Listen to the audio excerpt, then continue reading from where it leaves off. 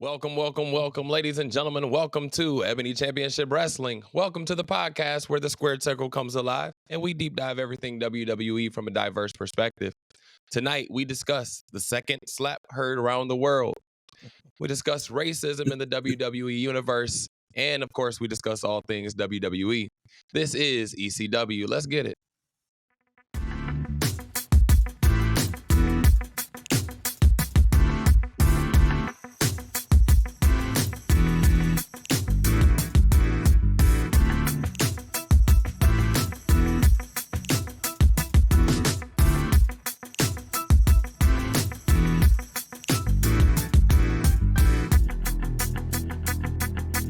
Welcome, ladies and gentlemen, and wrestling fans across the globe. I am the Jackie Miles, and I'm excited to discuss tonight with my crew. Let's get it started with my big brother, the man of 32 holds, Montay, a.k.a. Coach Montay, returns to our screens, ladies and gentlemen. Follow him on Instagram at Coach Montay24. Also gracing us with his presence is my boy, our resident tribal chief, my boy Griff, a.k.a. Griff Nation. Find Griff on Instagram at GriffNation84 and on X at CGriff84. Behind the scenes, taking bets on the NCAA Women's Lacrosse Finals is our wise man, of course, BDixx. Find him on Cash App. You can catch him at BDixx989. Make sure you send that Cash App over. Find us all on Instagram at Ebony Championship Wrestling and on X at Ebony Championship Rest. Tonight's episode is brought to you by Jack and Coke. Yeah. All right, fellas, let's jump on in tonight. Wrestling. That's a good way to start it. Wrestling is entertaining to us, gentlemen, and what an entertaining week it has been. Wrestling the is second good all the slap time. heard around the world has graced our presence, but let's go ahead and jump right in. Coach Montay, how you doing tonight, brother? How's everything going? Good, man. Good to see y'all. Great week. Family's good. Business is good, but more importantly, it was great to get out the house and finally hit a show that came my backyard. I've missed them the last few times they've been in American Airlines, so it was good to get out of the house and see a Friday night SmackDown. WWE is on this. They on this, and I know we talk about this sellout crowd. You notice they've been mentioning that lately, but it was packed. It was packed to the rafters. Great energy. We saw obviously good matches, and more importantly, the segment of why I actually got a ticket. So yeah, it was good to see. Can't let opportunity slip away when my boy Rock is in town. But the energy was there. The vibe was good. Dallas is always having great wrestling fans, great crowd. Pops was phenomenal, but yeah, it was a great night out alone and time away from my baby. You know how the way that goes. It's a good man time in, some quiet time. But sometimes you got to get away. Yeah, sometimes you got to man, get away. I had an awesome time, man. Dallas showed out. It was great show. It was good to. Good deal, man.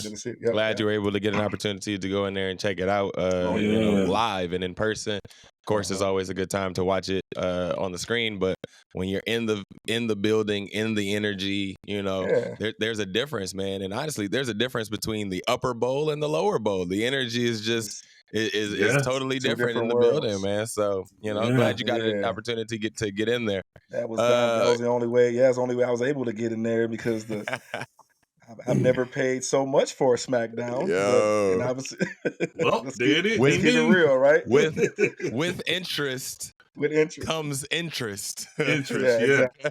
That was a good investment. Right. With interest man, comes. Good to see y'all boys, man. It was a blessing. Good to see y'all, man. What's going on y'all way, man?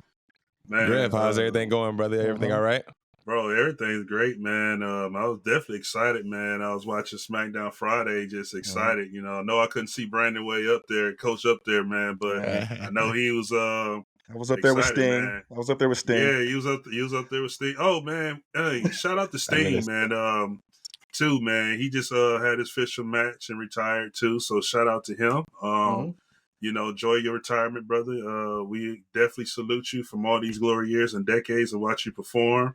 But other than that, man, I'm excited to come on the show with you guys tonight, man. A lot to discuss, but more importantly, man, Coach, you were there live, man. I know we'll get to that in a minute, man. I really want to know how that electricity energy was from that Rock entrance, man. Because looking at it on TV live, man, that was a lot of good was fire. theatrical production that went through, and you could tell like he had played some kind of part with his Hollywood brain with that, man. So I don't know how it was live on your angle, but on television, bro, it was like, whoa, like this is a whole different type of rock, man. But other than that, man, all is good, man. And one more shout out, man. I want to shout out to one of my best friends in Arizona. He just turned 40, jumped to the 40 land today. Shout out Jay Hen, man. Thank you for serving our country for 20 years in the Air Force.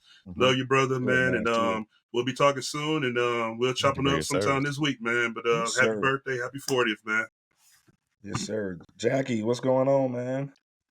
All is good, man. All is well this way. Took the day off from school yesterday. Told them I had some important business to handle. And by important business, I mean I was playing 2K all day. And you know, had to set up my universe mode. Had to get it all right. You know what I'm saying? had to make sure that this R-Truth run with the universal title is gonna be legit. You know what I'm saying? Like I had to make sure. You're right. I am gonna get a system. You're right. I know we talked about brother. You gotta hop on, man. You gotta hop on, bro. I got a daughter. I'm sure Cassie's gonna play it. So we'll. I just caught mine today, man. So probably after this show, man, I'll probably go unpack mine and just get to going. You know, yeah, bro. Get after it, bro. I know BDixx been playing that GM mode. That brother.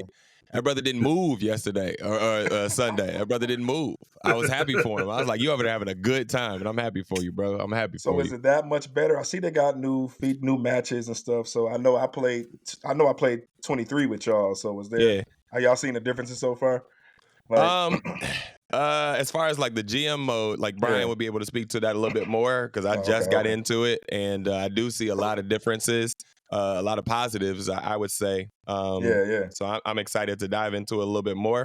I'm a universe mode guy. You know, I'm trying to plan out my storylines and everything. I got my Excel spreadsheets going and everything. I'm serious about mine. I'm serious about this whole situation. Well, there's Brian's answer. There you go. There it is, Brian. There it is. But if you're a wrestling fan, if you are a wrestling enthusiast, and even if you're just like a casual fan, this game is phenomenal, man. So I recommend it to any and everybody who has even the slightest bit of interest in WWE or in wrestling.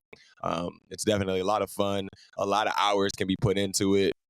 You know, Brian and I played it, 24 hours straight one time. We was just drinking, smoking, playing GMO just straight through. Like we, having a good time. So I definitely recommend, getting it if you don't have it, Now, what system y'all on, Jackie? What systems y'all on? I'm on the PS5. Okay. I think BDixx is on the PS4. Pretty sure he is. Okay. Yeah. I got the 5 myself, so we'll definitely get the username handles later. And we're gonna make this GMO definitely. We're gonna make this GMO the thing. Like let's go ahead and get maybe give us another chance to compete against each other. Maybe I'll actually get some points. Yeah. Got a redeemer. Yeah. We got to give Coach some points some way, somehow. Add another tally, like GM points. Like add another tally. But anyway, man, like let's jump into this conversation, brother. Yes, sir. This has been a week of woes, right? A week of woes, like when situations happen. First of all, the woe for me, I'm with you, Griff. The electricity from the entrance itself, whoa, right? Like, even I had looked up from my phone, was like, oh, okay, that's something new.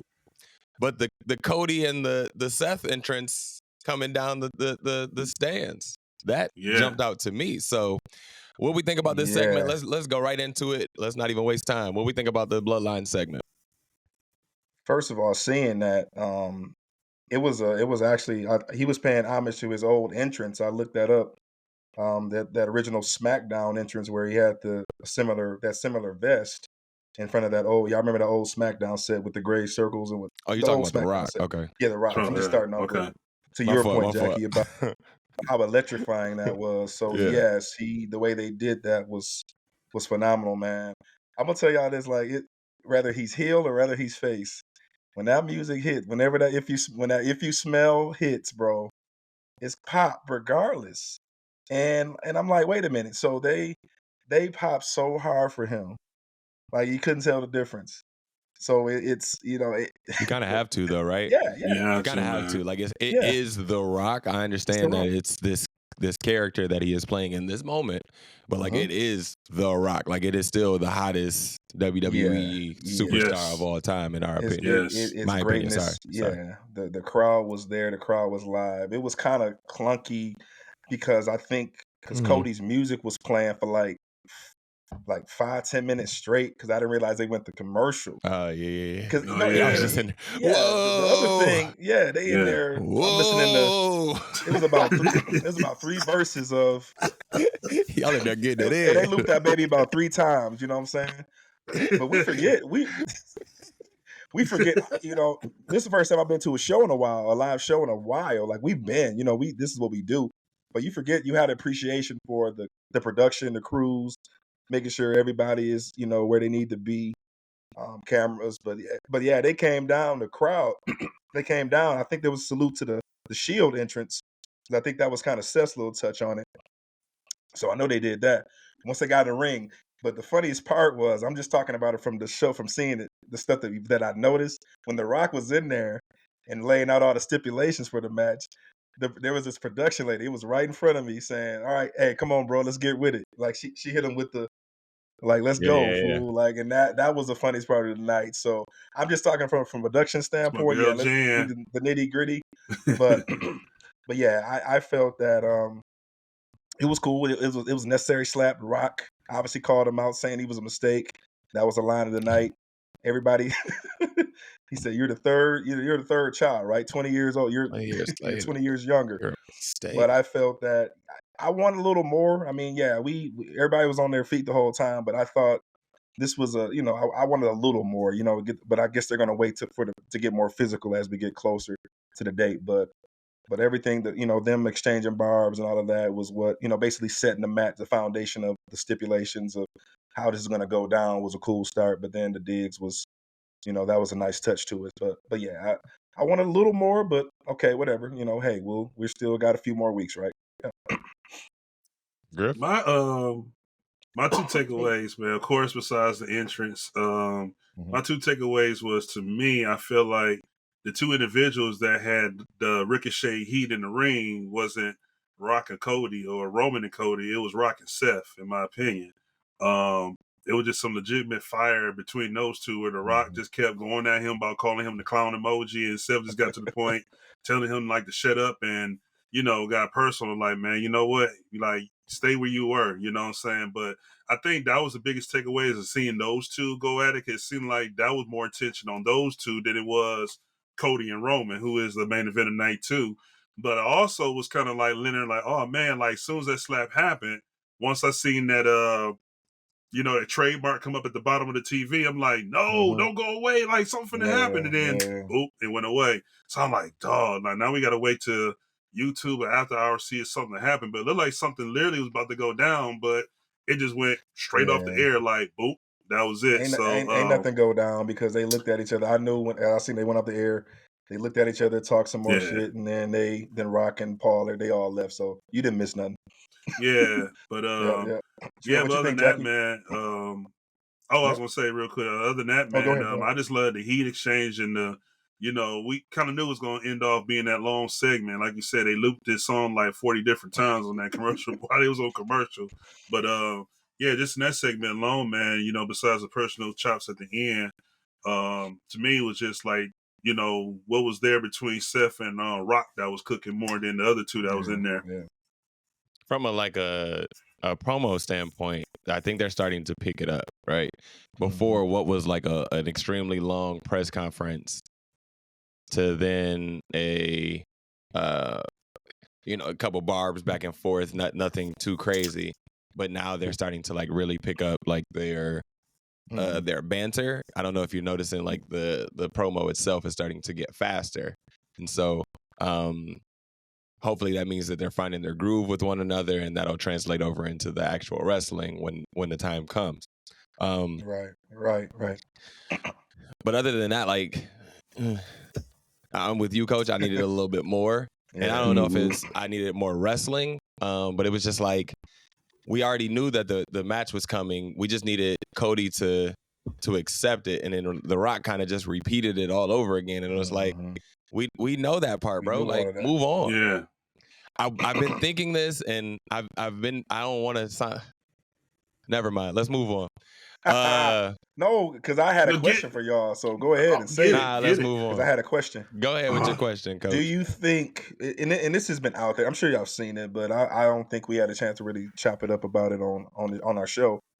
Do you think that Roman is being overshadowed by The Rock?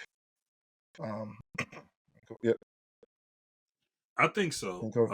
I was thinking that prior we got on the show, just kind of like watching the couple segments they had from Dallas and the one previously, I think it was in Phoenix the week before.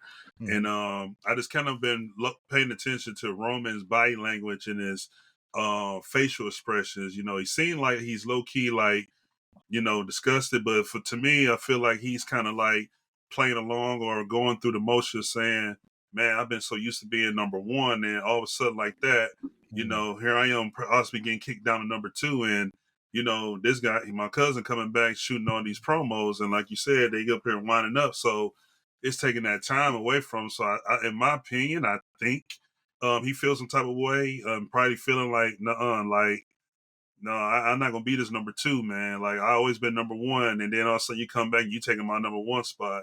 That's the vibe that he's showing off, but he's just not saying nothing and giving it away, because it's kind of tricky how he's playing it, because it kind of seems like he's playing that he's upset and irritated, but then as it goes on, he turns around and flipping like, okay, yeah, we family, we blood now. So it's kind of a trick, and I think it's just kind of like trying to trick and then just giving us to say, calm down and wait, just wait and watch what happens. I don't think so, to be honest with you. I don't think he's overshadowing him simply because, like, it is The Rock. Again, like, WWE is like at its peak. I understand that, but like Rock is like Hollywood at its peak. You know what I'm saying? So it's really, really hard not to overshadow Roman, right? And so I think he's doing his best to take a step back so that it's not so obvious that he is the biggest star in the building. Right. So he's doing his best, but he is still indeed The Rock. So what we feel is like an overshadow is because we know The Rock.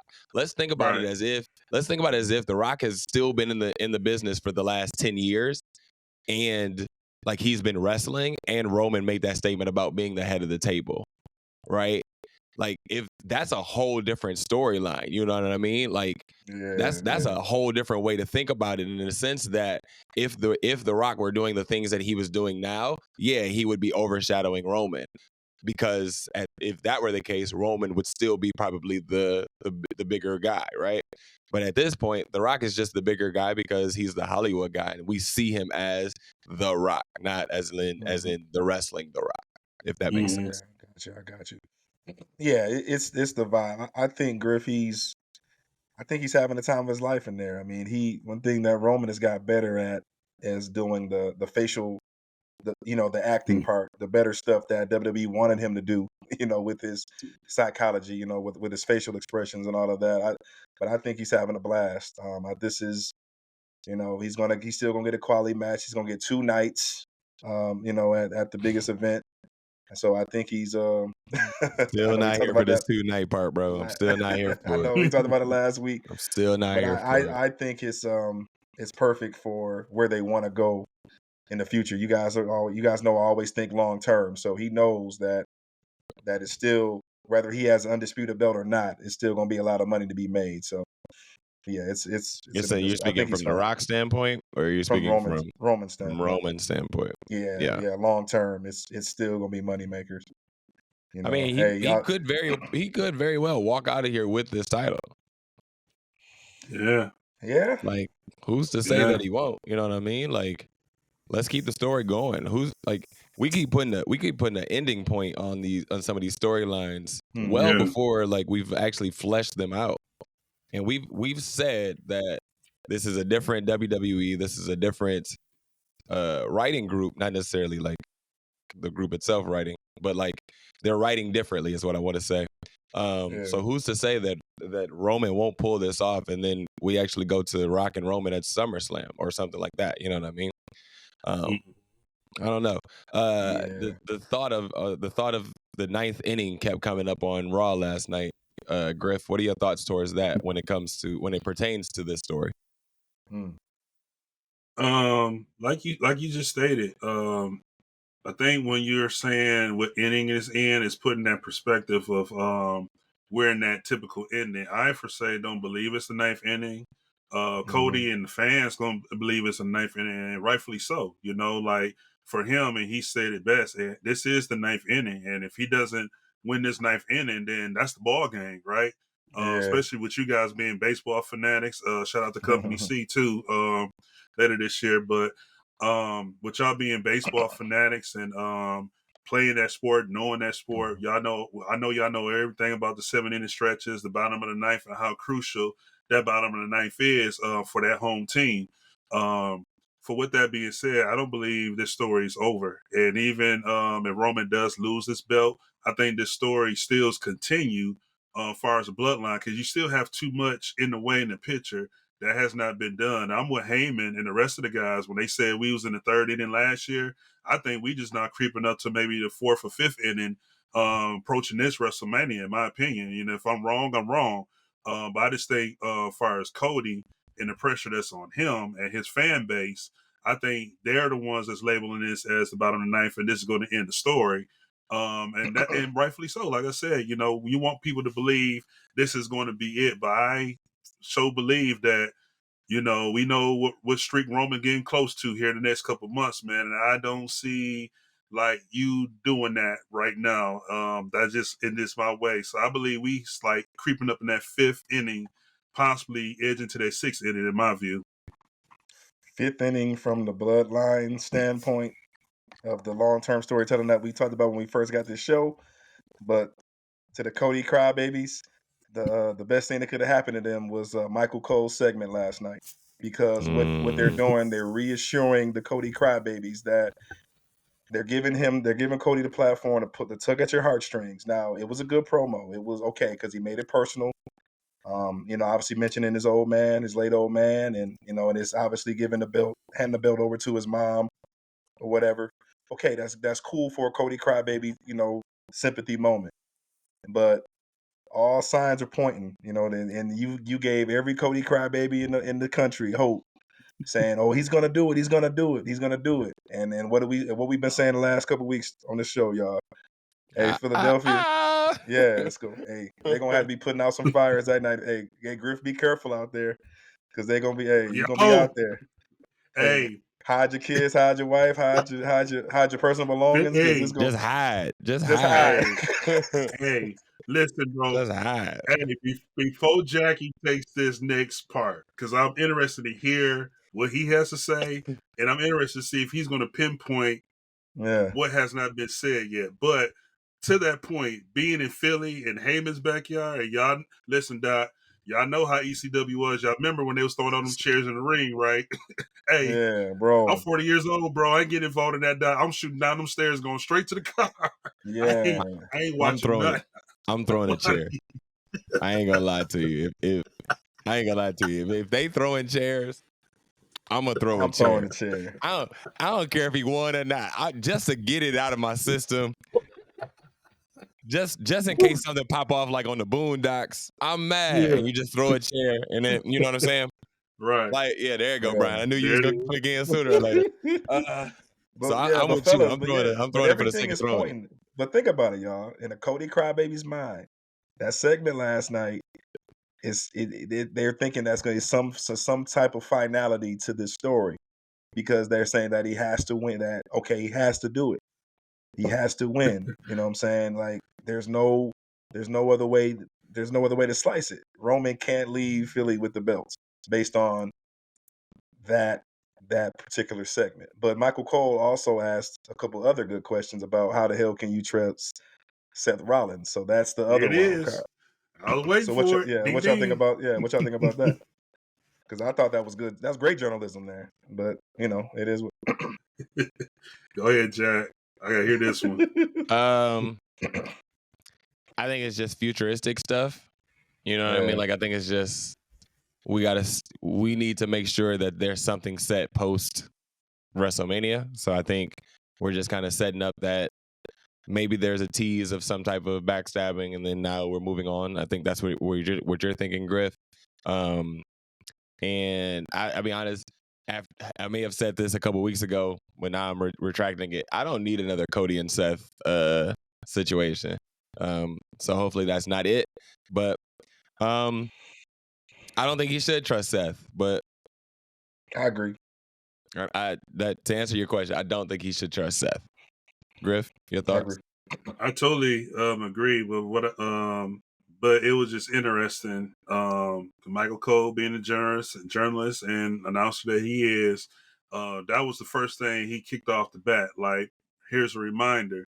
Like, don't forget who you're teaming up with. Don't forget who did this to you. What if this happens again? The ultimate instigating, you know what I'm saying? What any interviewer would do, to try to get, it's not trying to get under Cody's skin, but get him the facts of reality. Like, yo, like, look who you trusting. And then, but what I like what Michael Cole did in that too is like, hey, the last person who technically beat Roman one-on-one was Seth. And what if Seth is trying to use you to be the one to beat him and then screw you over? You know what I'm saying? So it put more things in Cody's mind to look at, and maybe that could, that's another pressure he has to deal with, not just finishing that story in his ninth inning, bottom of the ninth inning, but more importantly, that distraction of, man, you know what? I got the biggest Hollywood star and wrestler of all time. I got the longest reigning Universal Undisputed Champion, at least fourth reigning right now. Then I got Seth Rollins, who I don't know what's going to happen, So Cody got a lot of things on his hand, Doc, and he poured his emotion, poured his heart. But you know what? I think this Friday, y'all, we might get something we ain't seen in 21 years. And we might get a rock concert this Friday night. And it's in Memphis. I believe we're gonna get a rock concert, and the Rock's gonna lay some crazy promos on Cody in this concert. He going all the way nostalgic there with the Bill Street gonna be live Friday. Bro. This is brought to you by Jack and Coke.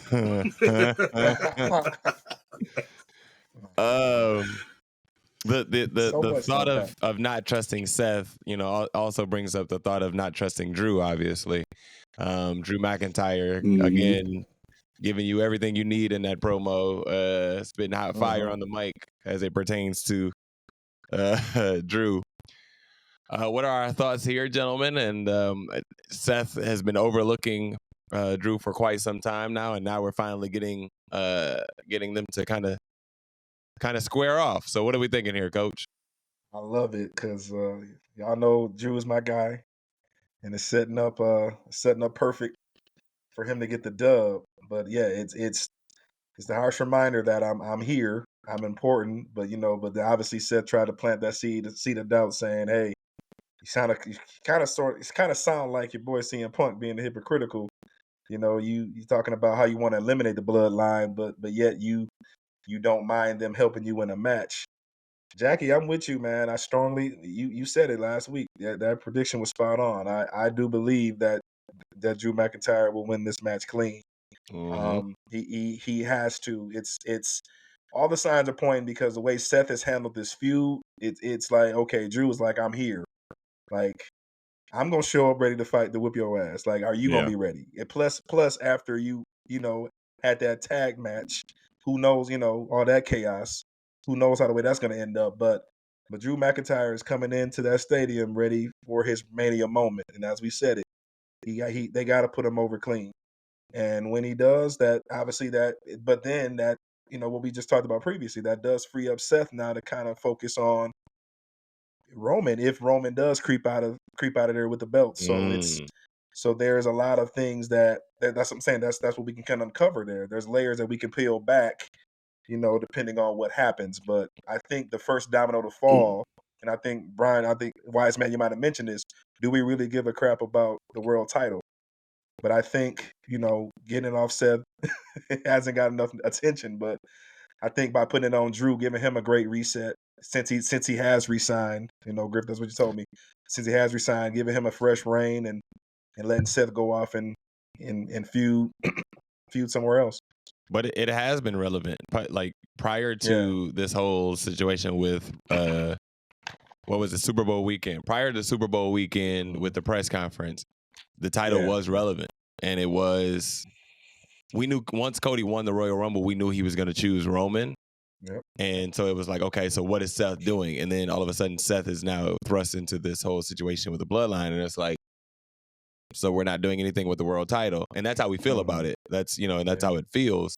And so it was relevant prior to this, but I do agree with you. Take it off of him, give it to Drew, because Drew is actually going to do some fire with it, it seems. And maybe we actually get a good run out of it, Griff. 100%. I agree with both of y'all. And I'm with, much as I love Seth Rollins and the workhorse he is, I'm 100% with Drew for two reasons. One, Drew has too much momentum, a lot of momentum going in this matchup. Number two, I'm looking at the aftermath. Like you're putting all this saying, oh, I needed the bloodline, I needed help and everything else. You got me twice.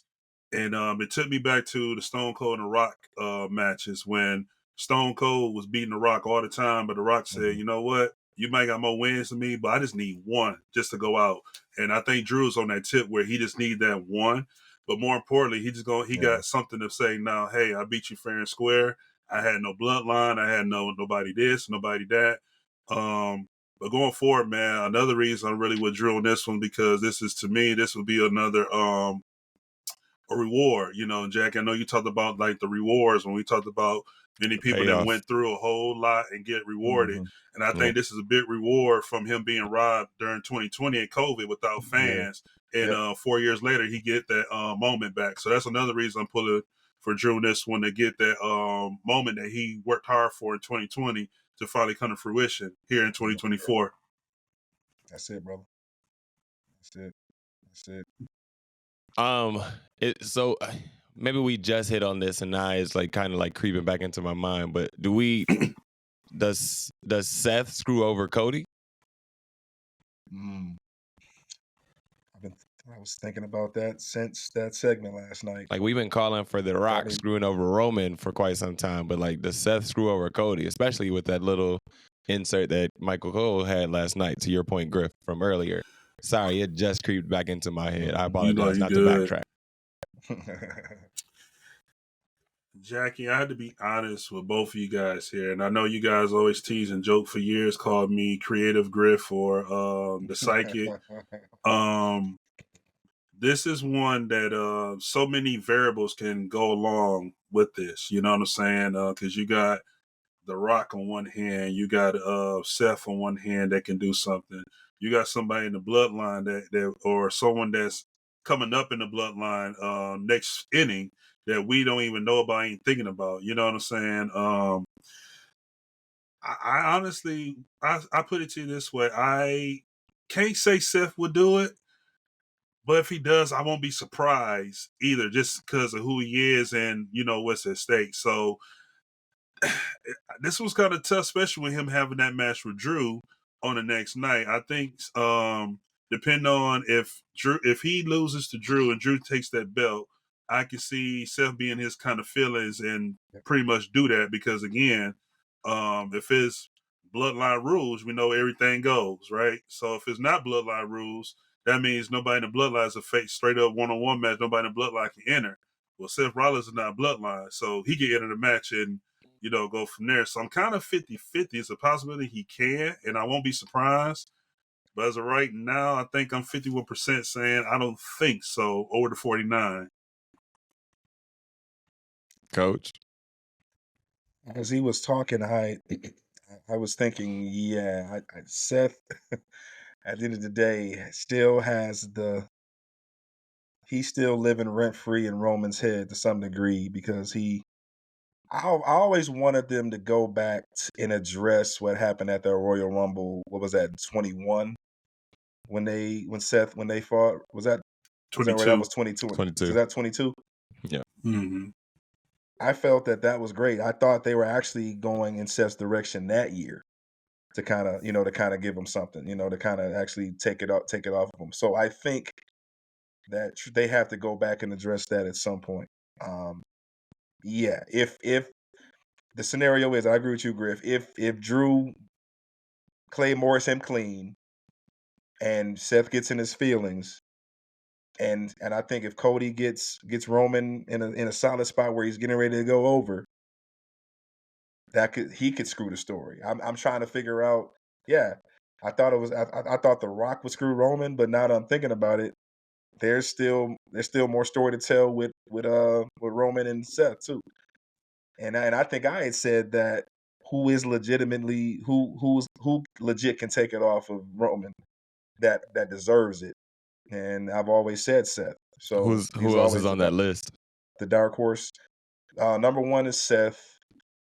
Well, 2 Cody by default. Over Cody? Yeah, I've always had Seth over Cody. The pecking order as far as who, in my opinion, deserved it from the work standpoint. And you guys always say this, like, who's WWE's guy? Like, who is the guy? Obviously, it's Cody because he's got all the documentaries, and right now he's hot. Right now, he's everywhere. But as far as the work, the body of work in the WWE, it's always been Seth. Okay. Who else is on that? It's just those two? Seth, Cody, and then after that, you maybe place another big name, a Gunther or somebody of relevant, Thought you was gonna throw Jinder Mahal on there again. Griff, who you got on that list? Who is like your deserving number 1 contenders? I'll put Cody over Seth, all because when you're talking about professionalism, when you're talking about the brains of the business, knowing how to run a business and things like that, being the face of everything that's pretty much out merchandise, video games, leading roles and things like that. You have to look at someone who's either going to care what Roman is doing or take it above what Roman is doing. And I always thought it would have been Cody, and that's the reason why he's going with this, this story thing. He has to go through all these different opponents and challenges. And I always think about, if you really want to climb that mountain, you got to go through some challenges and deal with some storms up that mountain. I think Cody has dealt with more of that, to me, in my opinion, than Seth. But I have Seth number 2, all because I really want to see Roman defeat Seth, because Seth is the only person Roman has never pinned or beat just yet. We already left 10, 11 years into his career, and that's the only person Roman hasn't beat. So I think to cement Roman's name, he has to defeat Seth, and that's the reason why I ain't picking Seth to be that guy to beat him. Can he do it? Yes, but I think Cody will be the one, number 1, and Seth is my number 2. No one else is on that list? Nope. Okay. I'm gonna take us off the beaten path for just a second and and go away from our normal conversation. And I just want us I want us to think for a second about this storyline. I want us to think about WWE, but I don't want us to think about the business of WWE. I want us to think about Saturday morning cartoon-esque wrestling, like kayfabe, all the way kayfabe ass wrestling. I want you to think about it in that sense. And when I ask you the question again, I want you to go off of not they haven't beat so and so yet, they haven't done this, they haven't done that yet, or who's gonna take who to the next. I don't want us to think about the business of WWE. I want us to think about WWE in the ring, on the mat. Like, your favorite superhero is Cody because this, Nikki that, or the Ash. other, whatever. Yeah, Nikki ASH, whatever, fine. But I want us to think. I want us to dumb this down and think childlike. And if you had to choose in this storyline, who are we picking to win out in this storyline? And I mean, of the 4 of them, I'm not even saying just particularly Cody, whatever. Of the 4 of them. You talking about between Rock, Roman? Roman, Cody, and Seth. Between the 4 of them, or outside of that group, if you so choose, in your childlike mind, in childlike storyline mind. Childlike kayfabe story-like mind. There we go. Welcome to a new segment. Then it has to be American Nightmare then. It has to be. Can I have your thoughts, please? Larger than life character. Okay. The red, white, and blue, because what WWE prides itself on. Obviously, somebody representing the country. Ugh. But what foundation that was. We dare not There's say no his yellow name. on that one, so you good. I know what I'm saying. We Get to dare that not one say in a his minute. name, but Get to that in a second. the kids, he feeds it. He obviously giving away the belt. The kids love him. Even seeing them there, like being in American Airlines, seeing the amount of kids with the shirts and the paint, dressing. There was a kid that even dressed like him that was there. Yeah. So he is in the kids. He's in the kids' wheelhouse. So WWE is they're making this bank. The bank is there. If you get the kids, you got them. You know what I'm saying? That's why I made a reference to Cena, like maybe some shows back a few months ago. The comparison to Cena. Sure. The new Cena from the kids' perspective. So yeah, I can see that. Yeah, I'm thinking that it's definitely American Nightmare from that standpoint. If you want to think childlike kayfabe Saturday morning, type deal. That's this segment. That's where we are. Go ahead, Griff. Who you picking? Quick question for everybody, even a wise man. Do y'all know anything, or have y'all ever watched Dragon Ball Z? I know enough to know that it's a thing. I never got into it, y'all. Yep. All right, I'll put it to you this B way. is probably your guy. All right, so B, okay, wise man.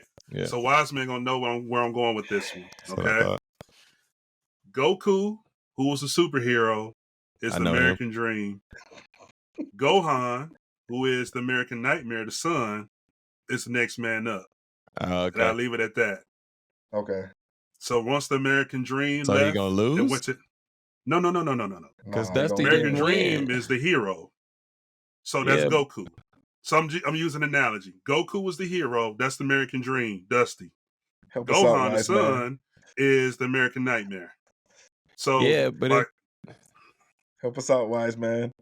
If he on the right. No, but I'm saying if but Dusty didn't win. You know what I'm saying? Like, did Goku won? From my understanding, Goku won, right?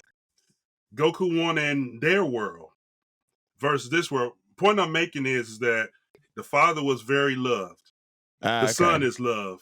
I'm just using both of those like father and son when we talk about superheroes. So they were superheroes in their world, but when Goku went away and died off, Gohan was the next in line. Guy. So I was using that in reference, like with Dusty being, the father and well loved in American Plumber. Now he's died off, and now his son. We said we didn't know that shit. We said we didn't know what Dragon Ball Z. we tried. Definitely make sure this next point gets on here. Thank you, wise man. Wise man said it never quite lived up to. In my childlike kayfabe mind, I'm rooting for Roman. I'm still rooting for Roman. Okay. I don't like The Rock in this. I don't like this version of The Rock. For some reason, I feel as though I've now heard 3 to 4 promos, and I feel as though he's trying too hard. He's trying way too hard. I feel that way. I'm not rooting against him, not hating. I just feel it's like, okay, all right. All right. No, but to your point though, not you go less is more. The old saying, less is more. Yeah, go ahead, Jack. I got through maybe 10 minutes of that 20-minute Twitter thing, and I was like, I gotta come back. Ain't no commercials or nothing. Like at least YouTube got ads. Nigga, like then he came back and hit you with another one in Mesquite. So he was like 40, 50 minutes away from downtown. Like, damn, the rodeo. It's like he's talking a lot and saying a lot of nothing though. Like he is talking a lot, but I don't know that we're getting, like, to your point, Coach, like earlier, you said you wanted more. And I don't know if you meant from a physical standpoint, like let's get physical, or if you meant like let's progress this story and like say some shit that means some shit. I needed both. Okay. A little bit of both. Yep. All right. I don't know if I needed the physical, but I definitely needed some stuff again just to make sense. I liked when Seth interrupted him, I was like, okay, yeah, cool, because I don't know that he was saying anything. He was repeating himself. Yeah. Okay. That's why the production lady was like, he kept repeating. Because he called Seth like a emoji like 8 times, and Yes. Seth was to the point Right. like, bro, like you got something else to call me? Like you're The Rock. Call me something different. Like All right. you got all these names for everybody else, and you keep calling me the same name. Like, bro, call me something different so we can go. Like the emoji thing don't bother me at all. Like, come on, I dressed up like whatever. It's like when Jordan came back and he was with the Wizards. And it's Yeah. like, that's Jordan. Like, you know what he's capable of. But he ain't quite playing like we thought he was going to play. You know what I'm saying? That's how I feel about it. I compared it to the 4 or 5 Jordan for that one year. Nah, but at least the 4 or 5 came back and won, didn't he? Came Like back and that won, one, right. that one won something. Like I feel like it's the Wizards where it's Wizards, like, he all ain't- right, like yeah. you know what he's capable of. You know that's still Jordan. He gonna do his thing.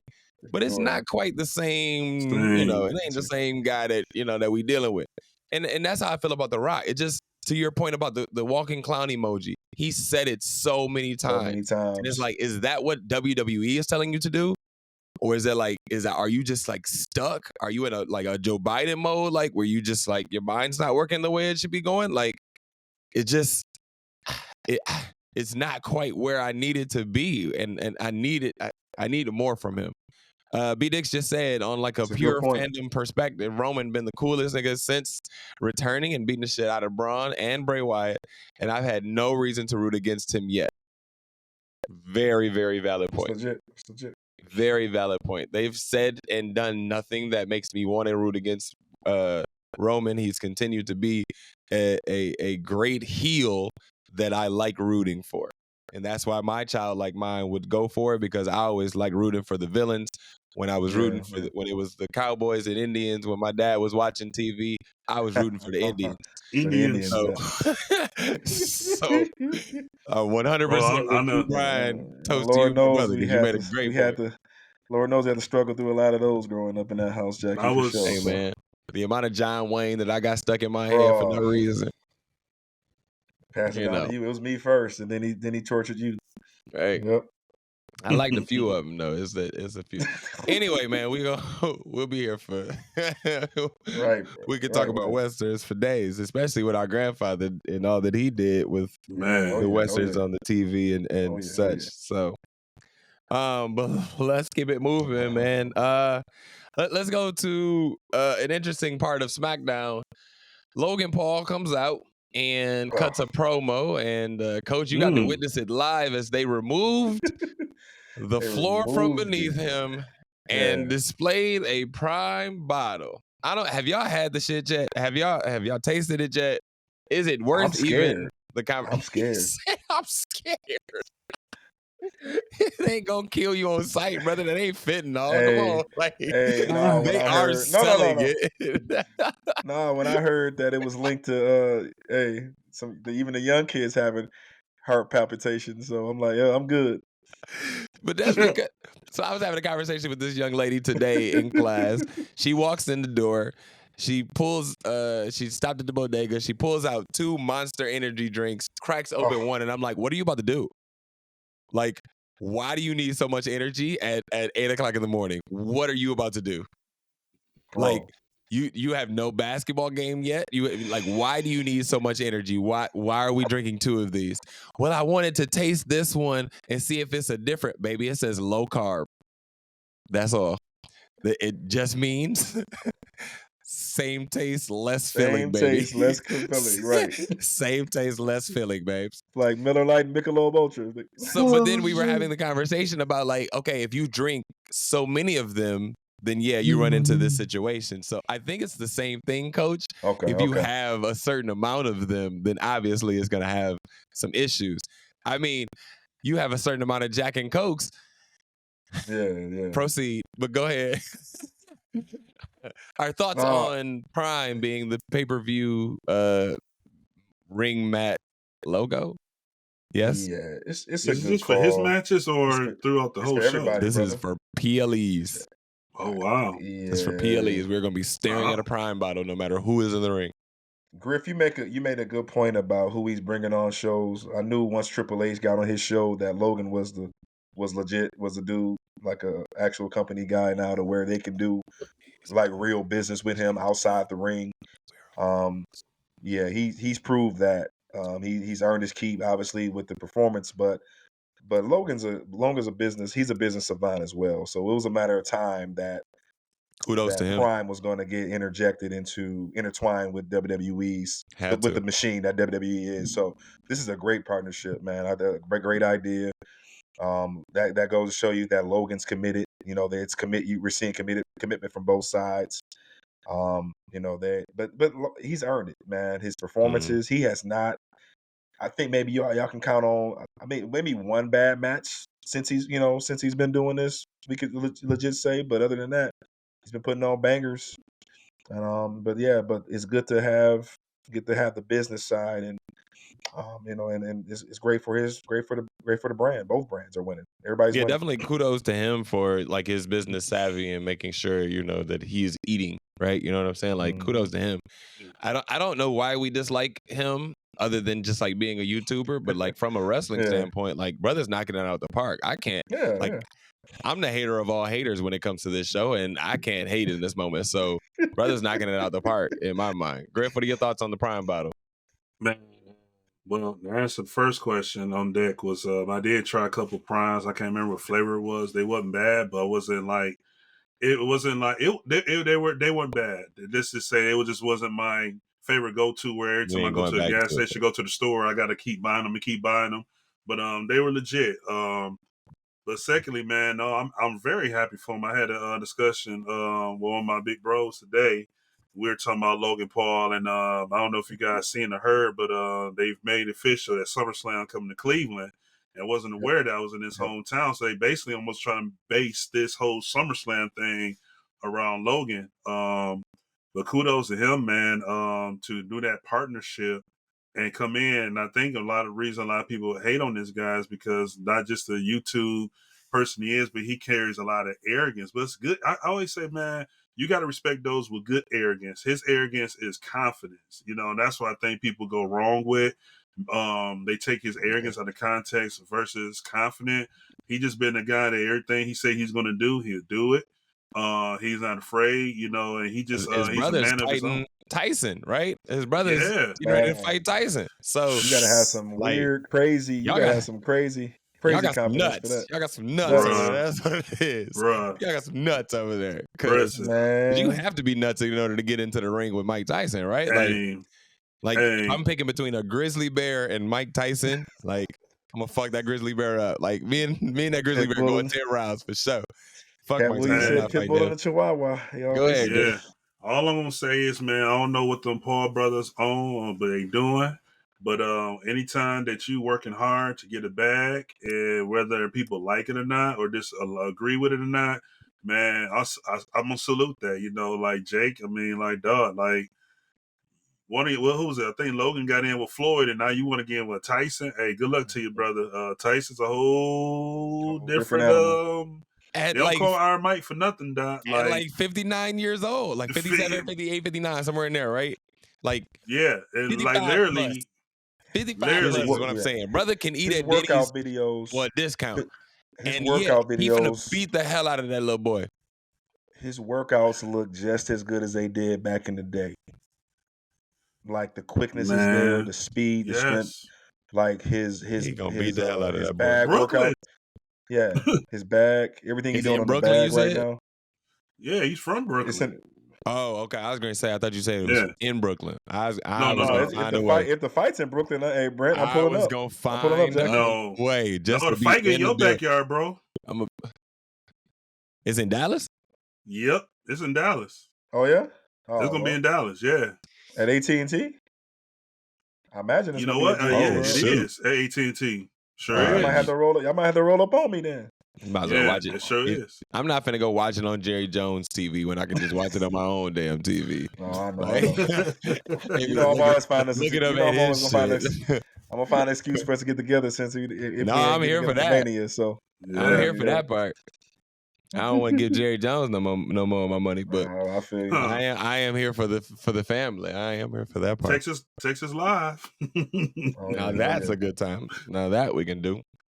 Let's shift it back over to SmackDown, or excuse me, keep it on SmackDown, and let's have this conversation. We haven't talked about our guys in quite some time, so let's go ahead and jump into a think piece around the Street Profits and Bobby Lashley. Bobby Lashley gets the disqualification when Street Profits come on back out, and once again we take another L, and we take another loss, and the payoff has to be amazing at the end of this. The payoff has to be amazing at the end of this, because right now it doesn't feel great. Coach, I don't know if you have any other thoughts towards that other than it doesn't feel great, but I would love to hear them if you do. What are we? Yeah, no, I don't, because what are we doing? I was mentioning them. I like to just give them some shout outs, but right now it's just plain sad, as y'all would always tell me. So it's kind of it's tough. You're right, Jackie. The payoff has to be definitively explosive and obviously in the Prophet's favor. Their only hope is to go over on them in this new 6-pack ladder challenge. They're in it? Yeah, They ain't because in it they yet. were. No, they have to beat. They got to qualify to get in They it? have to qualify. Yes. So the rules were laid out. I'm just saying they're gonna They're have gonna to get find in. some. They're not gonna get Yeah, in. they have to find some momentum. They're But not no, gonna no, get no. in. No. As many times as AOP has squashed them, Jackie, over the last They're not 5 getting weeks. in, bro. And even if they get in, they're not winning it. Oh Jesus! I'm just trying to think of. I'm just trying to think. I'll let you go, Griff. I'm gonna finish my thought here. I'm just trying to think creatively on how they can get out of this hole. Like we've been beating a dead horse for the last 3 months on them, but creatively, how can they get out of the hole? And this was the only light I saw for them at the end of the tunnel. But if somebody You have else to can do like a interject, go ahead, trios Griff. thing, right? Yeah, go ahead. Yep, yeah, Griff, you was about to say something before. No, I was going to ask Wise Man if he can look up who their opponents is for this qualifying match. I saw a cryptid. No, they're out because Raw laid theirs out. I think SmackDown's out too, but they did theirs real quick last night. But Raw's is out for next week, and I think SmackDown start this Friday. I believe. Wow. They're not gonna get in. It don't matter who they fight. It don't matter where they. But they about to fight Lucha Underground. They still gonna take an L, bro. But my thing is, I seen a cryptid post that Tez had posted out. He said smoke season is near, and it was just him by himself. I thought that nigga was promoting his album. I was like, I'm not buying another album, bro. You know what? You could be right with that. I'm not doing another It could album, be. bro. I listened to the first one, bro. Promoting his Hulu show with Bianca. I listened to the first one. I threw it on in the background while playing 2K, NBA 2K. Like, all right, I don't know if I'm gonna want to do another one. Like, all right, but smoke season. Let's go, Griff. It's smoke season. All right. Yeah. Yeah, not sure if that's an album or that's a sign of something different for them, but I am with this whole pay. I mean, it has to be a big payoff, hopefully, coming out of this. These guys going to the streak, because something definitely needs to happen. There's a little bit of hope left, and if they don't get in this tag tournament or this ladder match thing at Mania, then it's a wrap. Yeah, that's about a knife ending for them. Like that story's done. I see it differently. I didn't know that they were getting into that. I don't think they're gonna win, honestly. And that's not hating. That's just watching the story at this point. I don't think they're gonna win to get into that. And I think AOP or somebody is gonna be the reason that they don't. And then you have to do like a trio situation with them, with Bobby and them, and then Final Testament at WrestleMania, right? That's got to be one of the nights. Let them squash it out, and then you got the B-Fab and that Scarlett has to be the payoff. factor. That has to be the payoff. Like, we gotta win that. If we don't win this, like, it's been a long year, is what I'll say, right? Because remember, they won at WrestleMania last year, and then since then hasn't been much. Or am I overthinking that? I could be overthinking that. Well, and I think Griff, you just mentioned it. What y'all think? Maybe if they bury them this deep, then maybe this all signs are pointing to the breakup. Then, man, the Griff's point, smoke season is near. Maybe it is time for Tez's singles run. That's the other And side of the coin. Another way to think of it. I still remember. It just came to me that I mentioned this like several shows ago. I don't know what number it was, but I think they just need to fix some screws up. Maybe go down to NXT and run that and fix some screws up and come back up Together though, without Bobby. interesting. Because honestly, those two made that noise. That SmackDown before SummerSlam last year, and they were like peaking. Then it seemed like once they got with Bobby, it seemed like that's when they started slowing down. They just don't have an identity to me, and that's the problem. And they need to figure out what we're actually need to be rooting for. Are you a heel this week? Are you a face this week? We need to know what we're actually rooting for. And once they figure that out, then maybe this run will change. But right now, like I'm very turned off by everything that is Street Profits and Bobby to an extent.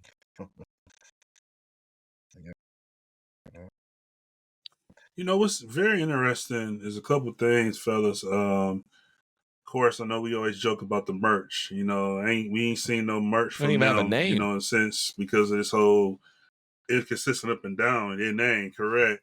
But watching them and looking at them, can you guys like really like tell like they could be frustrated or kind of lost? Not just like what they want to do, but more importantly, how they're being booked. You know what I'm saying? It's like in their minds, we're going out here in our minds saying like, man, we know we better than this. We should be doing A, B, C, and D. But because this is our job and we under this contract, we go in here and do what you guys are booking to do. Like, do you guys like see that in their body language or in their facial expressions, like when they having these segments and these matches? Yeah. Bianca I just checked out an interview that she did. I forgot whose podcast it was. I forgot the name of it, but she mentioned that he vents, obviously he tells her everything, and then there's been some conversations where he's to the point of giving up at sometimes, and she kind of got to, play him up. Obviously she's his biggest fan, so she tried to get him back in the game, but Cortez is very, very frustrated with his positioning based on their conversations, and it's I can definitely see, a shift there. They're not all in it because they don't, as Jackie said, no identity, no direction. Honestly, we haven't seen like an actual segment from them in a couple of weeks, right? Like we haven't heard, no promos or anything like that. Like no mic time. And what we did get were very, very subpar promos, honestly. So I can't say that I've seen dejection on their faces or anything. It's just we blame booking, but like we can only blame booking for so much. Like what are we doing? Like what are we actually doing? At some point you got to say like, hey, we should do this. We should try that. We got to speak up at some point and say like, let's do something else. But I mean, I don't know, Griff. I think SmackDown hurts them a lot more than Raw, all because with Raw you got an extra hour to get something done, where on SmackDown you're pretty much crunched or forced, especially with you in this season now when The Rock is back and Roman is back and you're going right into WrestleMania. Those segments, what they're having is literally 30, 35 minutes. No commercial. Like 30, 35 minutes, no commercial, like maybe a little bit of commercial, but they're right back at it. So now it leaves you with what, an hour and 20 something left. And then out of that hour and 20, you really got maybe 50 minutes, with commercials added that's left. You know what I'm saying? So it could it be a possible too that they on SmackDown versus Raw and they might not have enough time to do anything because one week you have this. It's like when Roman is there, you're pretty much like at the low, or your segment is this, or Roman's not there. It's a possibility we might fit you on there depending on how this storyline is going with Escobar, or how this storyline is going with Bailey and Damage Control. You know what I'm saying? So it's almost kind of like that SmackDown's kind of hurting them. Where on Raw, it's almost like it's a guarantee. Like even if you don't get a TV segment in the ring, you're guaranteed a but Griff, segment backstage at least. They're on TV. It's not like they're backstage and we're not seeing them. They're on TV, so they're getting the time. Like, we're not satisfied with what they're doing with the time. It's not a time issue. They're getting the moments because they're on the TV screen, like, on our sets. So, like, we can't say that we're just not satisfied with what they're doing. Like, you know, like, what are they actually doing? And like, even with the storyline with Final Testament, we're never gonna get a win. You know what I mean? Like the disqualification win, that like, ew, no, like go on somewhere with that. Like at no point are we stronger than this group. At no point. Like that's the problem that I have with this. Like they're getting the time. I'm not saying like it's the booking, but like, damn, like we never gonna get a win. They haven't beat Final Testament yet. When I first seen AOP was coming back and they was getting ready to feud with them, I was like, oh, these guys in trouble, because realistically, look at them cats compared to, I'm just talking about size. Like, you know how the way sometimes you got to make we it. We can't jump these niggas in the back. You know what I'm saying? Like we can't catch one of them slipping and catering and like catch this nigga with a chair. Like we can't catch them individually and like stomp them out. Like, come on. Like there has to be something. It's not the time. It's not the time. Like come on. Like one of them gotta go to the bathroom by themselves. You know what I'm saying? Like something. Like we have to be able to do something, bro. Like something to show that we can dominate this group. Like, I'm with you. Maybe from a logistics standpoint, they don't look like they can actually win this match. But damn, like come on.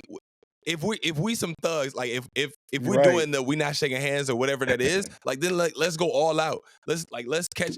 I don't care. Like let's abduct Scarlett. Yeah. Like I don't know. Let's take it back to like the Undertaker. Like let's abduct her. Something different. You know what I'm saying? Undertaker and there Stephanie has days. to be something that we can do that actually gets us excited about this feud, because all we're doing is one of us finishes the match, AOP jumps us, here comes the Street Profits, then all of a sudden we're all getting beat down, and Final Testament's walking away and everybody's smiling at them. It's like, what are we doing? Because that match, no, that match not definitely if we're don't need doing to go this. to WrestleMania for sure. Okay, definitely don't. Yep. So check this out. And I have an estimate time. What is the estimate time that what you just said, Jackie? The attack, you going out. What is the estimate time frame of the time that you think that happens? Like what? 5 minutes, 8 minutes? It ain't even got to be that. Like a minute. Just any ballpark estimate. It ain't got to be that. A minute. That's the point I was making. Look what New Day is doing on Raw when they was going against Imperial. They have more. That's what I'm saying. They're getting the time on SmackDown, but look that's what I'm saying. I'm comparing them to New Day. How New Day is getting a stretch time, like they're actually getting time and getting like that. Where them is just like, here they come to the ring. They on camera. They say a couple things. Here come the attack. They're done. But like that's it. You're comparing apples to oranges in the sense that the New Day and the Imperium is the better storyline. That's gonna get more time, flat out, right? No, like that's automatically gonna get more time. But like, I get that. With the time that you have, what are you doing with that time? You know what I mean? Like, even if you only got 30 seconds on the show, what are you doing that demands you get a minute? What are you doing that demands you get 5 from there? You know what I'm saying? Like what the Street Profits are doing right now went from we're coming out, we're doing our whole entrance, we're coming out, we're gonna speak for a few minutes, one of us is gonna have a match. We got 20 minutes of the show. And then it started to dwindle down because the stuff that y'all were doing in those 20 minutes, people were turning the TV off. Like, I was like, I gotta fast forward through this. I can't do this as a proud black man. I can't watch this. This is terrible. That last promo was a death nail, man. I think that was the last time that we had all said it. I think the last time they did that promo, that was the worst I've ever heard Montez Ford on the mic. Yeah. And he's called the talker. And I think that was Triple H saying, "Hey, y'all brothers need to figure it out. Reset. I'm gonna keep you on the screen, but y'all can't do what y'all just did here a couple weeks ago." I think they're losing trust too. All of this is they happening. added B-Fab, which she probably should be the talker in the sense like Dakota is for damage control, right? She should be the talker. Yeah. But then we got no promos from them since adding her. Like we got nothing from her since adding her. Go ahead, Griff. No, that's what my man, the one that was with the with B-Fab, the one that got released. AJ, when he went on Twitter, X. AJ. Yeah. When he was like, man, hey, I hope they let B-Fab just go and be the mouthpiece that she is. Let her do the talking and promo. And I think that's what they need because like you said, since she been on the scene, she hasn't been utilized and pushed in that gift. That's why, if this is making sense, y'all, this is why I always said it's a difference of booking on SmackDown than it is Raw. It seems like there's more trust on the Raw side than it is on the SmackDown side. And I don't know if it's a Fox thing or a USA thing, but I see that it's certain people on the Fox and SmackDown brand that they trust versus on Raw. It's like, hey, everybody's getting an opportunity. Even if you mess up, we still gonna give it to you because we're pushing. Here on SmackDown, it's like one and done, or hey, we ain't like that, so we got to cut and think of something different. But I think the biggest thing for them is everybody just need to sit back and let B-Fab just do her thing and be that mouthpiece and let her gift go. Because we don't know what she's capable of until they unleash her and let her just run her mouth and go. Like you said, let her be the Dakota as she is with damage control and just let her go. Agree, man. Hopefully they figure it out and we actually get some like a big payout or a big payout from this and actually is a redeeming story. And makes us actually want to root for the Street Profits and Bobby once again. During our little brief intermission there, when I had to step away from for a second, Coach, you mentioned the gauntlet match didn't end the way you wanted it to end. As I recall last week, I was the only one that was not rooting for Sami Zayn here in the chat. But do we feel the same way this week, gentlemen? Coach, go ahead, because clearly it was on your mind. Go ahead, brother. No, from the booking standpoint of who I knew they were going to throw in there, I said, Sami Zayn, just based off of calling WWE's, calling their hand. But me as a wrestling fan and pure, enjoying pure wrestling, and I was a fan of Chad Gable. I was with you, Jackie, being a fan of Chad Gable. I think that was a time to build that story. Let him go. Let him go face Gunther at WrestleMania, based off of the 5-star that they put on back in September. Last year. That was the last time. Terrible. But everybody remembered that match. The match where I guess with the daughter was in there. But I was invested in seeing Chad Gable move out of the Alpha Academy more into a serious type character and giving him that shot. Just not his ability. I mean, obviously he's got charisma, he's got the talent, and he's a worker. I just felt that, I think Sami Zayn once again, being dubbed as an underdog when he doesn't have to. Have to be. But so now, like, I understand the underdog story now, like post Gauntlet, but like you tried to sell it to me before you had the product, and it was like, no, what are you trying to sell me? Why are you? I didn't see it because you didn't have a product. So Griff, I'm sorry. Go ahead, Griff.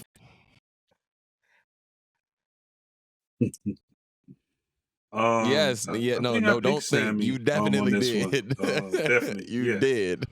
You did. Hey man, it's go been back to last week's show. It's been a whole week. We got the receipts. Like, I got you. Hey, we can just go back to last week's show. Thank you, my brothers. couple things, man. You talking Philadelphia, and I don't think Philadelphia crowd going to spend a lot of time in this Gunther match saying, I thank you the whole match. I think they're going to be ole, ole, ole. I think that's more of their thing. So it fits with Sammy.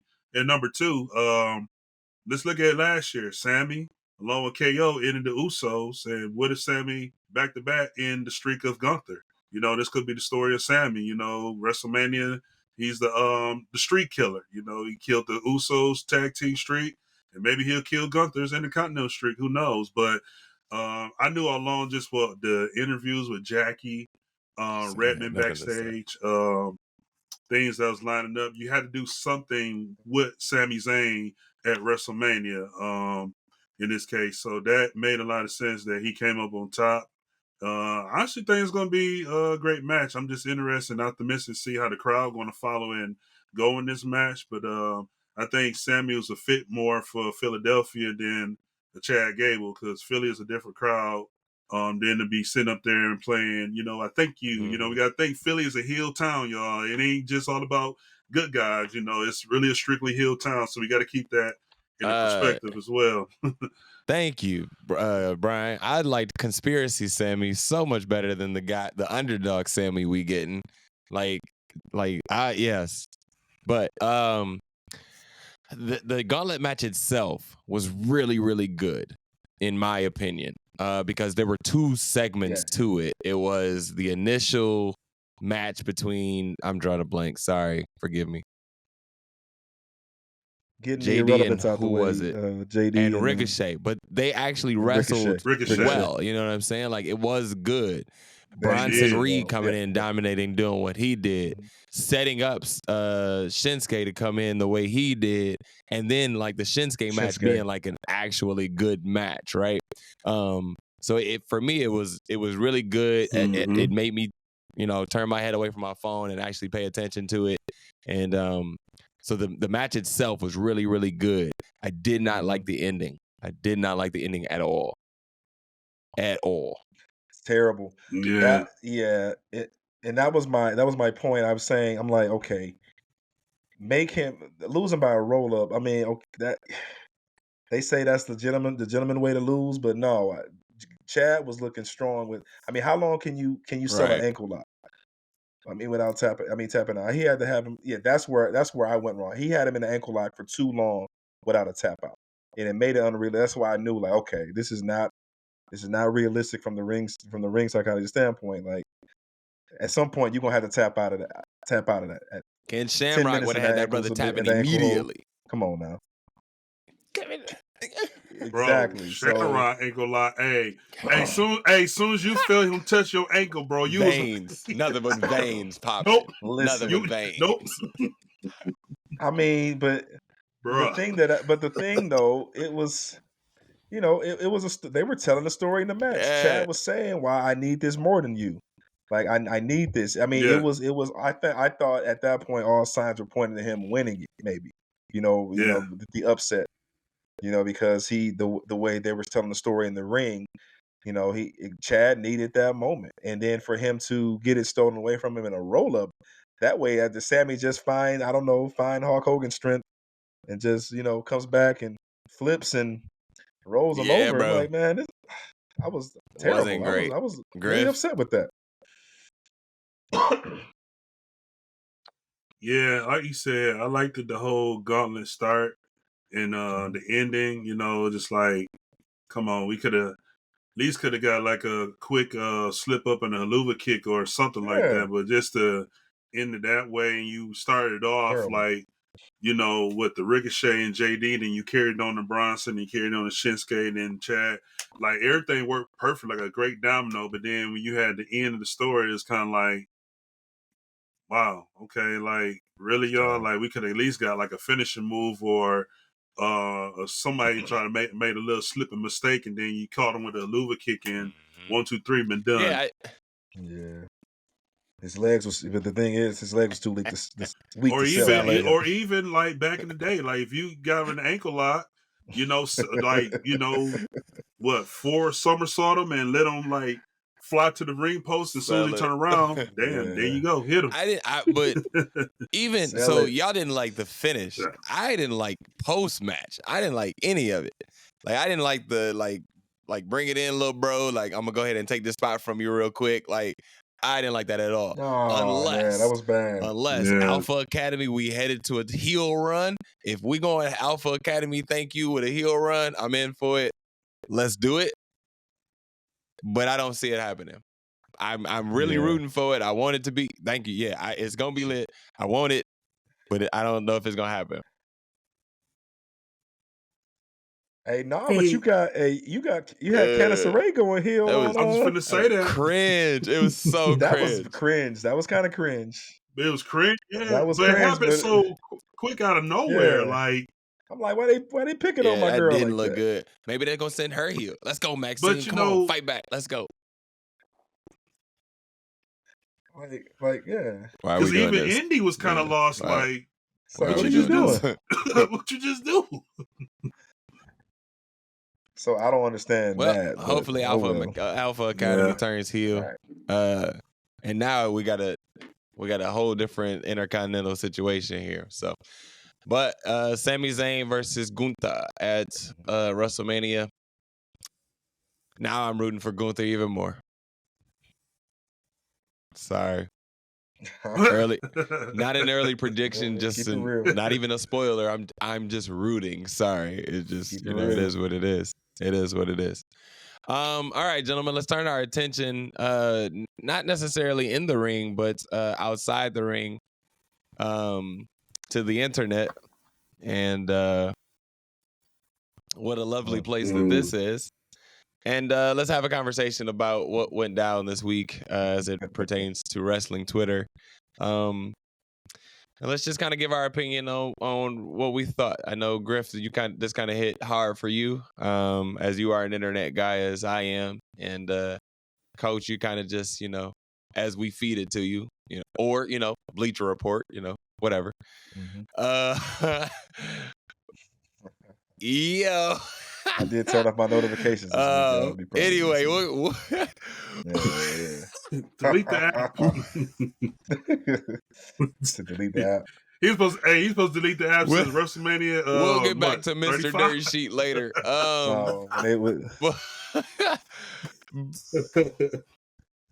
I'm sorry, that's still funny to me.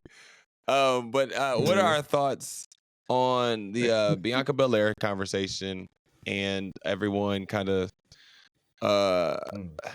throwing out their racism just based on her being on the cover of WWE 2K24? Griff, let's start with you, brother. I know this is kind of you ready to go with all the Bianca gear on.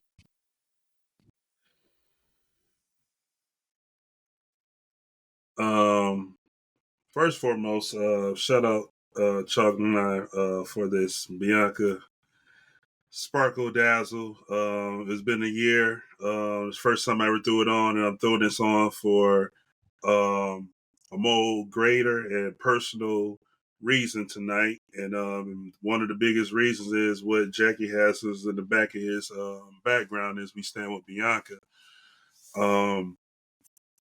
I was literally working that day when that text came through. I had no idea what was going on, what had happening. It was just one of them type of things where, I'll look into this once I pull over or have a chance to sit down and look at it. 'Cause I could tell it was one of them type of things where if I picked it up and looked at it while I was in motion, it was going to probably disturb me, irritate me. And I'm glad I did look at it when I did pull over and sit down.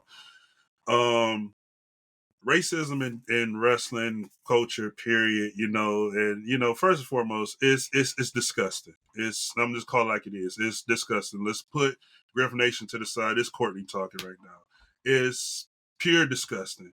And it's disgusting because when you make those comments like that because somebody was on a video game cover, it shows exactly more who you are, more work that needs to be done with you, and a self-check in the mirror for yourself to be that mad and that angry because somebody of a different color that's not the same color as your skin is on the grace of a video game cover. But not just that, you know, we know this issue's been going on, it's been kept secret. It's a lot of comments been going on, but we all have been watching, we all been seeing it. But my personal feeling and heart on this is because this is a young black woman that has been putting in work since day one.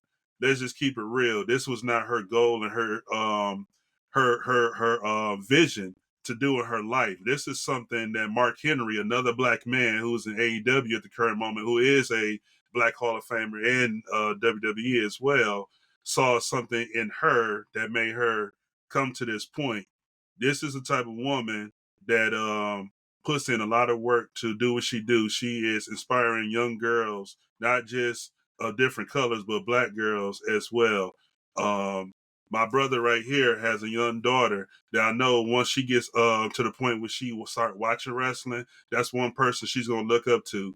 So for me, I take this very personal to heart because when you say comments like that, that means you spit and slap in the face of all us blacks, all our black women, all our black wrestlers and performers throughout the world. But more importantly, these young babies, these young kids, and these young athletes that's growing up and looking after her because she's in the Grace of the Cover video game. Those comments were disgusting. I didn't even want to read the most of them. The one I read the most, you know, and I'm not gonna name drop, but I don't know if that comment's up there or not, or if it's gone. It is what it is. But it really like took it to a whole nother level when someone mentioned and said, we never had a black woman on the cover of a video game before, so WWE, why we got to put a black woman on the cover right now? Like, just think about that. And think about how they said, we run this show all the time. Yeah, we go back and forth. Yeah, we just talked about the Prophets and everybody else. We'll never race drop nobody.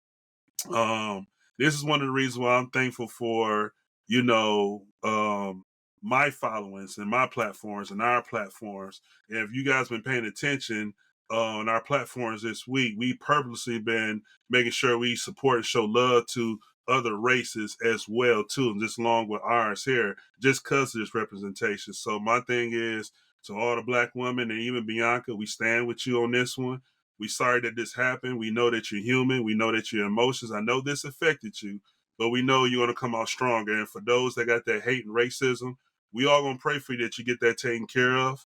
But at the end of the day, the more you hate and show racism towards people like her, that's going to be more money in her pocket because just because of y'all nasty, disgusting comments, her deluxe game that she was on the cover with sold out worldwide and not on back order. It has its repercussions, that's for sure. Coach, what are your thoughts? Oh man, it's been something that we've been talking about since we've got this platform, right? I think we've had a couple, few good talks about we support this industry. We grew up on WWE. We always knew that this was always part of the deal. The history of this company is founded on. Obviously, we know that the main guy is in hot water right now, and sorry, keep going. speaking from the record books. Yeah, but yeah, no. But I'm saying to what you just said, the everything that wrestling, it's been tough for us in general. Like going back to history, it's been tough for us to, and yeah, black women are getting it worse. But even the men right now have always been in a certain role, certain category. We were never, no matter how talented we are, no matter how much work we put in, we're never going to be good enough. And Bianca was always, and everything you said it all, Griff. But I'm just saying, Bianca was a threat from day one coming into this company because she's a humble spirit. She's a freakish athlete that came in and climbed. To think about it, what other black female that hit WWE excelled this quick and was able to excel to these heights as Bianca? I can't think of it. So she's been posed as a threat from day one. I always recall this moment, and I told you brothers this, when she took it from Becky at AT&T at Mania 38. The crowd, it started then. Mm-hmm. This is 2 years in the making, y'all. This is that was 2 years ago. So I knew that when she took it off Becky that night, Bianca's here. Like y'all got to deal with her. The EST is is here now. And so for those fans that, they know who they are. You said it, Griff, you called them out. But she posed a threat. Like, wait a minute. Like, okay, this is somebody of color that's in this business, in this brand, that's excelling a little bit faster than what we like. They're not in those typical roles that we usually see them in. They're not being, hey, rest in heaven, our guy Virgil. I read my history on this. All of our gimmicks, all the stuff that we've done. We're not falling into that category of falling into our subservient roles, right? Our butlers, our, the African type of gimmicks, right? All of the things that we're supposed to be in as our people. We're finally going against the grain, and we're actually doing something, that's excelling us, right? That's moving our culture forward. There's the Lashleys and all of them, great, but think about it, y'all. Like anytime they had a title, Big E, like it's short lived. But Bianca, when it gets to grain, longest she's accomplished with the longest title reign, of color in a long time. So she was a threat from day one, y'all. And it all started when she beat the man. Those haters have always been there. And I guess this kind of added fuel to their fire, seeing her on that cover. I hate to say, y'all, I wasn't shocked when it came out. It's sad, but I wasn't shocked. Because I've always said that we're making progress, but I always say, but we still a long way to go. And this is just another. But the one thing I do appreciate, everybody came out this time and they showed love. The fellow wrestlers, Ivy Nile and Zelina came out, and Big E, all of the people that needed to show love came out and did their thing, and they supported her, and pretty now, hopefully she gets even bigger pops. Hopefully she continues to build off of that. I think it's gonna make her stronger. But yeah, we got to figure it out, y'all. This racism in wrestling, definitely a long way to go, man. A long way to go. Number one, like Bianca, forget all of the accolades. Let's take away the accolades for a second and just think about just being in the ring. She's good. Like, how can you deny that? If she was white, there would be no question about it. She would be better than Charlotte Flair. Let's be real. Like, let's be honest about it. And the second thing is like, why not? Yep. Why not? We haven't had a black person, a black woman on the cover of the game. No, we haven't, because we haven't had anybody that's really been the talent that Bianca Belair is. And if we're being honest, like, she's better than Rhea. I'll say it, right? I'll say it. I'll say it. I don't care. Can't wait for that. Like, match. She's better than Rhea. Does Rhea have like the gimmick right now? Absolutely, yes. Yep. But that's because they haven't turned Bianca loose yet and let her be a heel. Let's turn Bianca loose. Let her be a heel. Let her do her thing. And we got a whole new level. We're leveling up on a whole new situation here. So as far as like all the racism and all of that stuff goes, bro, like, y'all can kill that noise, bro, because like, set all of that aside, set race aside. The woman in the ring is good. You can't say anything else. We're not putting Cameron on the cover. No offense to Cameron, but we're not pushing to put Cameron on the cover. We're not pushing to put like Kalani Jordan on the cover. We're pushing to put the best female athlete on the cover.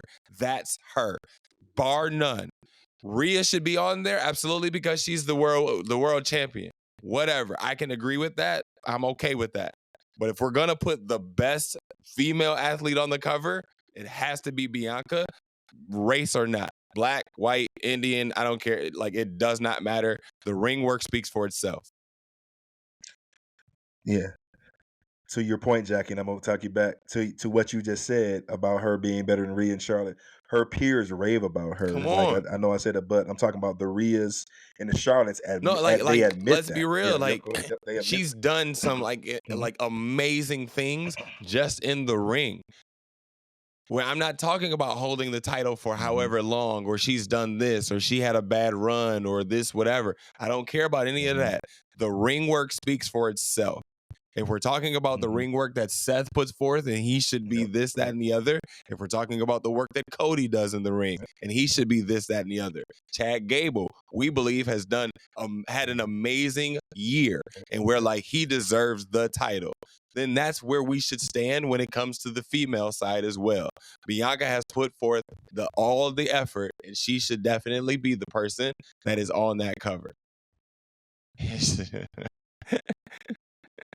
And That's it, let bro. me, I'm gonna plug into what you said, Jackie. And you guys remember this, 'cause I say this all the time. My favorite 3 well-conditioned women wrestlers: Becky, Charlotte, Bianca. When we go back to WrestleMania 22 and she beat Becky, let's do the science to this. They wrestled dang near a 40-minute match. Bianca didn't look tired at all. Think about it. AT&T dang near 80, 90, almost 100,000 people in that atmosphere, in that pressure. She wrestled a flawless match and won the belt. Didn't choke at all. Came out with an HBCU to set it off. We don't talk about that. That's greatness. Ain't no woman, no man ever walked out any Raw, SmackDown, PLE, WrestleMania with an HBC. No, I take that back. Excuse me. WrestleMania 24, Cena came out with FAMU, but that was that. But when we talking about women, excuse me, sorry about that, Cena, but when we talking about women coming out with an HBCU, walking that long ramp, not just walking, but you in boots and them heels, doing that skipping all the way to that ramp and wrestling a almost 40-minute match, barely breaking a sweat, win the title in that big atmosphere. The only thing that didn't go perfect in that match was when she won the belt, she didn't get the mega pyro afterwards, which she should have got. And I know I'm a pyro guy, but let's be real, she deserved it. Pyro after that. But apparently they say that pyro for Cody fireworks. Returning the next match after. So we'll let that slide. What the fans that we're low key addressing, and we're not saying the sum that showed up. Becky is out and said this, that it was one of the best matches of her career, against Bianca. And so like these people that they're giving her credit and they still don't see it. So that's my point. Like let's be real here. And I'm be honest, those people are not going to see it. Let's just keep it real. Like Jackie said, I mean, she is technically the best in the business, like hands down. The color don't mean nothing. She technically is the best. I mean, I believe she's better than Rhea. I think really her and Charlotte are really neck and neck, like right there. And that's a match I'm waiting to see go down and happen. But to be honest, I think she's an increment over Charlotte just because of her athleticism and her conditioning, in my view. But she is the best. Nothing against Rhea. I honestly wish they could have gave Bianca her own cover, not split with Rhea. In my own opinion, give Rhea a cover, give Bianca color. Hey, y'all pick which one y'all want. I think Bianca should have had her own cover, but I'm not knocking and hating on Rhea. Now I'm glad they trend both in are a on whole there. new lane, Griff. You gonna piss the white folks off, Griff. Don't piss them off. They already mad because the baby was. They was already mad because the baby was on the cover. Period. So. And you trying to give her own cover? How dare you, sir? Yeah. What kind of world would we live in where somebody would be on the cover of a video game? If they hated her, she was on there with a split, they gonna hate even more if she was on there. So, hey, if y'all want to come with me, hey, I'll walk and smoke. I ain't scared of y'all, because guess what? I know how to defeat smoke. I ain't gonna reply to y'all idiots. So, I ain't got time in my life in 24 hours to respond to some fat, lazy punks that's on their grandma basement eating crumbs and Chips Ahoy's off their doggone stomach, and just on their phone tweeting all day. I got a life. That's got real. Stuff to do. Like y'all, I ain't got time to be tweeting hard, idiots. Bro. Like y'all ain't got nothing to do. I be at work stressed. I be looking at Twitter like, let me get on Twitter and just like get away from my regular life. Bianca Belair shouldn't be on the. I see so many clients today. I ain't got time to pull out my. I ain't got time to pull out my phone. Now I'm stressed for a whole new reason. Yeah. What is happening? Hey man, we gotta keep forging forward, bro. Gotta keep forging forward. Like there are shitty people on the internet, and they're gonna say shitty things to hide behind the internet. Our faces are very much in front of whatever, so I say a lot of things, and I'll back up whatever it is that I say. because, you know, until I get punched in the mouth, True. I'm going to say what I'm going to say, whatever. I'm probably going to keep saying what I'm going to say. Yeah. I'm just going to have an ice pack over my mouth, but whatever. Let's keep it moving. Question though, but one last question. So on the other side of the coin, when we talking about, since we talking about the women, I feel that the Rhea and Becky situation, I mean, obviously we talk Fatal 4-Way, but how they're getting there is a little clunky. Go ahead, Griff. Which, I mean, I kind of feel that they all over the place. You talking about Rhea and Becky? I'm talking about how the way they're going to interject Nia and Liv. I don't think they interject them. Yeah. Yeah, I don't. I'm going to stick with this one-on-one until, you know, proven otherwise or it's a different scenario. And the reason being is because I don't see Rhea losing this title no time soon, and she has to go over and beat Becky. And again, she beats Becky at WrestleMania. And I know last week, Jackie, you said you don't count it because Sasha's no longer there, but technically you had to count it because it is keep being mentioned. But she beats Becky. She'd be the first woman to beat all four of horsewomen. Gotcha. And I think, you know, just like we talked about the tag match with Roman pinning Seth, how last week we said, even though Roman needs to pin Seth, that wouldn't be validated. I don't think that would be a validated win if she retains the title in that Fatal 4-Way, because what if she don't pin Becky? But I think she has to get Becky and for good, get Becky out the way, because Becky pretty much been in every scenario, and now we pin Becky. Now Becky pretty much, now you can focus on the other ones. But that's just me. I just think the one-on-one is better. It is going to happen. But that they switch it to the triple threat and Fatal 4-Way, I'll be excited to look for that too. But until that happens, I'm going to stick with my guns with the one-on-one scenario with those two. Yeah, I guess I just asked because I saw how, I mean, they're all over the place. Hopefully they just kill this feud next week with this last woman standing, because you had Nia again attack Becky and put it through the table, and then you also got the Liv factor, you know, still trying to get Rhea back. Because if y'all saw that camera when Rhea came out, you know, she said, "I'm still, you know, I'm gonna end you." Like, so that was for a reason there. So yeah, I'm just wondering how we're gonna get there. It just seemed a little clunky. I don't know that it's clunky. It's just there's a lot of interaction. Like there's the Becky to Nia, there's the Becky to Liv, the to Rhea. Like there's a lot of interaction, which to me is what I like. Right? There's chaos. There's no like just one situation where you got to tell me this story 4 or 5 times before we actually get to the PLE. Like the Becky and Liv interaction is intriguing to me now, because it's like you've interrupted my match a few times or vice versa. And so now I have an issue with you, but I also got an issue with Nia, but I also got an issue with Rhea.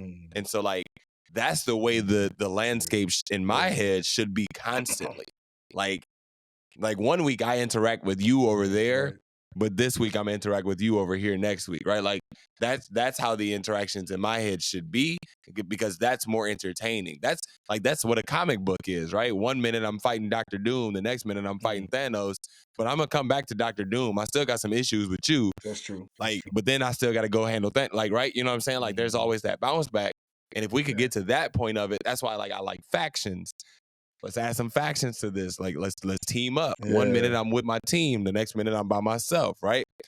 That's the storyline to me. And so while you see it as clunky, I see it as like we're getting more engagement across the board.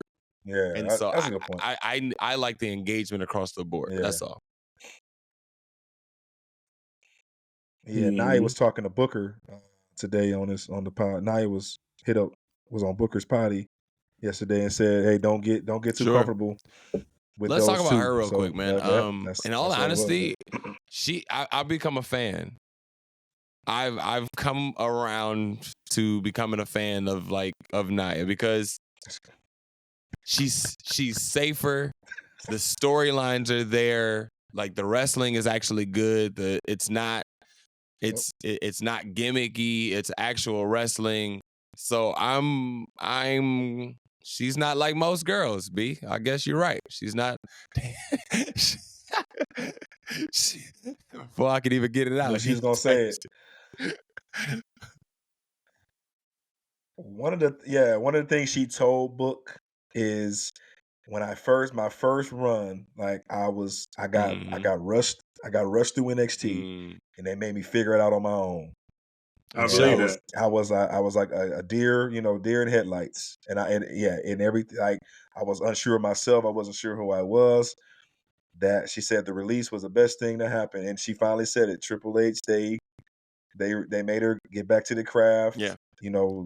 Get safer. The storytelling, all of the thing that comes with being that star. They made her go do it and get better at it. Get back in the lab. So, yep, she said that. Let me, Coach, let me jump in this real quick because I've been seeing and hearing this a lot, especially when I'm on the road. One of my favorite things is I just type in podcasts and I just listen to it when I'm driving, just to be listening, right? And most of the podcasts I've been listening to, the common denominator has always been, even when I'm listening to Michael Cole and Corey Graves, the Nia Jax that you just mentioned with Booker T. It was someone I was looking at today. I can't remember who it was. But make a long story short, the common denominator was always when Vince McMahon was in that chair. Oh, that's what it was. It was Roman. I was looking at an interview Roman did when they was talking about the worst promo. And Roman said when Vince was in that chair, wherever it was highlighted on the script, no matter if it sounds stupid or not, you had to do it. With Triple H, if you read that script and you say, hey, this sounds stupid, this don't fit my character, Triple H is saying, okay, what fits this character, and let's roll with it. That's the difference, and that has opened up a lot of relaxation. When I look at Nia now versus the Nia in the first run, Nia seems like it's almost like not trying to compare her to Roman and say she's like Roman, but she has like that family bloodline kind of thing like Roman where she just more poised, she's more calm. She seems like she knows what she's doing. Her timing is on point. She ain't being messy. She ain't rushing stuff. She talking her trash and she finding the right, like she pinpointing Roman. It's almost like the time she was off, she was putting in not just working the ring, but she was working on her mic. She was working on her timing. Like you could tell she kind of like, okay, I needed this break, man. But to your point, man, we keep giving Triple H kudos. I can keep giving him kudos, man, because he believes in these people, man, and he's like giving them the leeway to say, hey, if you feel uncomfortable doing this, let's go try this, or tell me what you're comfortable doing, and then let's run this by creative and run this by the producers, and let's go with it. You know what I'm saying? And 9 times out of 10, it worked, man. It's you start seeing a difference. Yeah, she's definitely changed. So, and I don't know if, like to your point, I don't know if it's the time away, if it's the work that she's put in, but I'm grateful that she's done it. She's made me a fan because you can see the work now, and I think that's why. Like you can see that she's gotten better. You can see that she's become safer. One of the safest people on the safest people on the show for me to watch is Piper. Like Piper makes sure that everybody is safe while wrestling her, and that's a beautiful thing to watch, and it's a beautiful thing to watch her wrestle. And so hopefully Nia gets to that point and she's put in that work to really put on some good matches. Now, when it comes down to what are we getting from these 4? Fatal 4-way, gentlemen, all the way through.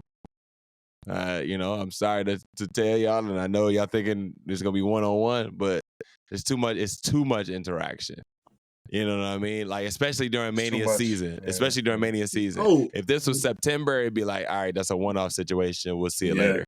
Right? But like right now, if it's on TV, it's on TV for a reason in my head. If it's on TV, it's on TV for a reason. So I think we're headed to Fatal 4-way. Which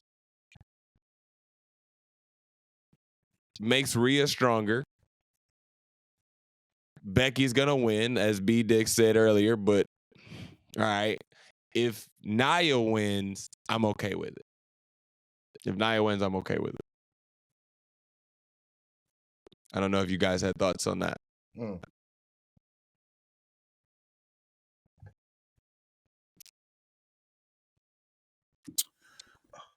I think Rhea No. still comes out. Thoughts on Nia winning? And obviously Nia. we'll have. Yep. Oh, thoughts on Nia winning? Oh, not yet. I'm sorry, not yet. Strong. Griff, you feel yet. the same way? I see you shaking your head. Yeah. Sorry. Not yet. What's happening with this microphone? Sorry. My fault. Somebody's screaming out in New York City right now. Yeah, not yet. And Lord knows when I look out the window. I'm like the lady on Meteor Man. I'm just going to stay in my apartment here. Just going to stay in my apartment. Hey, I see where we get ready to go to next, man. But I know it wasn't mentioned, and we ain't got to stay on this. We can go into it. But look like brother called out brother this Friday. About time. I was listening, and that's another one. I was listening to Rikishi, man.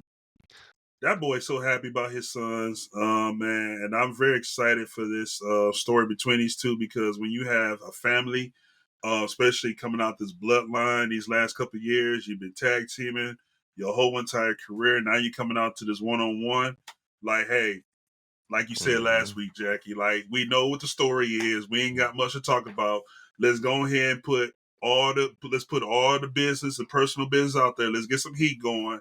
And now let me just show up backstage. As soon as I see you and Solo walking backstage, I'm coming with a leg pipe. We scrapping. Like, hey, we finna take this fight we was having at the crib when you used to beat me in the video games and beat me in the basketball court outside. No, Doc, I'm getting payback on you backstage, Doc. Like, we gonna be doing this all the way to April 6th or 7th, whether they put us on for night 1 or night 2. But I'm very excited for this.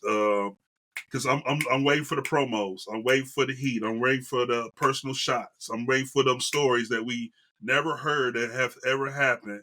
You know, hey, remember that time when I stole your girlfriend? Oh, by the way, I know you're married now, but you never told Naomi who you were sleeping with before you got with her. Like, I'm waiting for that type of heat. Like, let's go. Hopefully we get that. Yeah. We only got a few weeks. But it's everything that I said last week. But, the first shot was fired last night. So hopefully we're going to find some Jimmy this less is Friday more. night. He didn't say much. Hopefully, yep. He didn't need to. To your point, Less Griff, like, he didn't Less need to. You know what this is about. Yeah. All I needed to say was Jimmy. And everybody was like, yep, we know. Mm-hmm. Yep. Y'all go ahead and squash it out. Yeah. Yep. I don't need to hear. Whether you walk out with Rock, Roman, Solo, or by yourself, you ain't got to say much or nothing. We can take care of that later. Get on that mic when that music done. Get on that mic and say, "I accept your challenge." Ain't nothing to talk about, bro. You know what this is about. That's all we need. You know why we got to throw hands. I just see you at WrestleMania. Just let me know when you pulling up. Right? Bro, you ain't got to hit the ring. You can just walk right into the arena, and Captain Kelly can go right up to the mic. Hey, you accept it? All you got to do is say, you know what? I'm always saying no yeet, but I'm saying yeet on this one. So that means yes. Okay. Ain't got to be much. You ain't got to come on and do a segment. Ain't got to be much. We already know what the deal is. We know why we're here. We know why we're here. I got to lay my hands on you because you decided to take away my title shot. So I got to lay my hands on you. All right, boys. This has been good, man. This has been fun. We're going to check back in on our power rankings and on our fantasy on next week. We're going to let the wrestling weeks kind of breathe so that we can get a clean update on what's actually happening. That'll put us about 2 to 3 weeks out from WrestleMania, and that'll send us down the stretch as Griff and I go for the ECW title here. And as a coach decides whose manager he would like to be, because brother needs to figure it out from a GM standpoint over there. Right. You got folks going over there one-on-one with Undertaker. What's happening, bro? Player. Move on. You still trying to get people. Yeah. Still trying to get folks to holla at you, bro. And this for that, I'm putting Coach, I'm putting Jackie, and I'm putting Griff in the 6-man tag, and their opponents this week's going to be the Big Show, Undertaker, Kane, and the Undertaker. What a time, bro! This man just came out and was like, "Hey, bro, Yeah. I don't really like how you talking, so you finna go fight the Undertaker like over and over and over and over again weekly. And we was like, yeah, give us more. Yes, 1-on-1 with the Undertaker. That's right. Well, give us more. What a time, bro. What a time. Bro. But let's get on out of here, man. Let's go ahead and shut this one down. Griff Nation, let the people know where they can find you, brother. Hey, you guys can find me on Instagram, Griff Nation 84, all one word, and Twitter. X, formerly known as Twitter, is CGriff84. Your mama named him Cassius. I'm gonna call him Cassius.